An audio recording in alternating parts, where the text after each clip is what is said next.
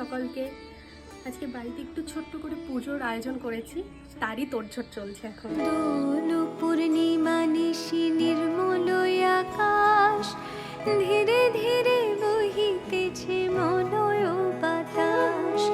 লক্ষ্মী দেবী বামে করে বসি নারায়ণ, কহিতেছে নানা কথা সুখে আলাপন।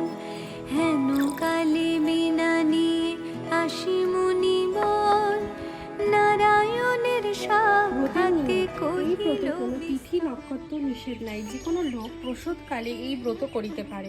নারী পুরুষ কুমার কুমারী সকলেই এই ব্রত করিতে পারে।